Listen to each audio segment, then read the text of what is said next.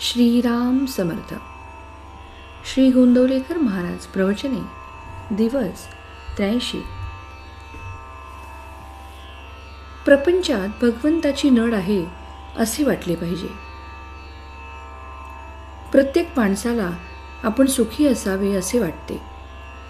भगवंताची कृपा आपल्यावर असावी, नामाचे प्रेम आपल्याला यावे असे वाटते. पण हा अनुभव आपल्याला का बरे येत नाही?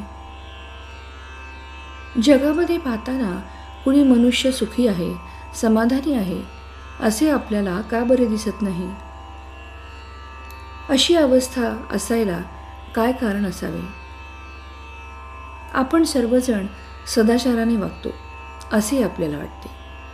भगवंताचे भजन पूजन आपण सर्वजण करतो, पण तरी ते समाधान आपल्याला का बरं मिळत नाही? ते समाधान न मिळायला खरे कारण कोणते असेल तर आम्हाला अजून भगवंताची नड आहे असे वाटत नाही. भगवंत नसेल तर माझे चालणार नाही, माझ्या समाधानाला त्याची अत्यंत गरज आहे असे आपल्याला मनापासून वाटतच नाही.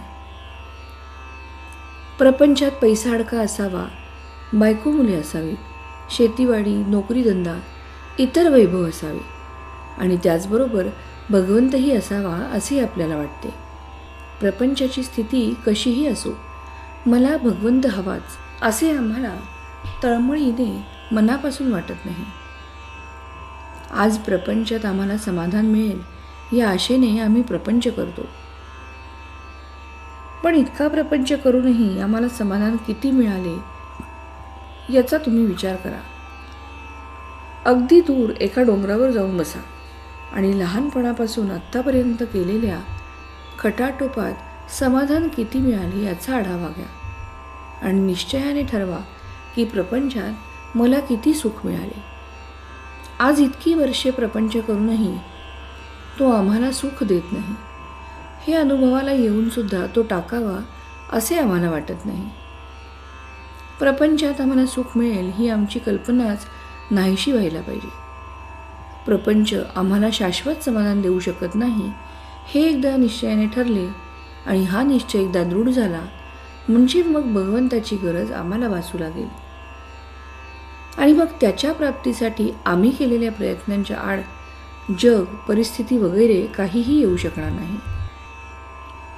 भगवंत मला पाहिजेच हे विचाराने ठरल्यावर त्याचे प्रेम आम्हाला यावे असे आपल्याला वाटू लागेल आणि त्याचीच आपल्याला आज खरी गरज आहे.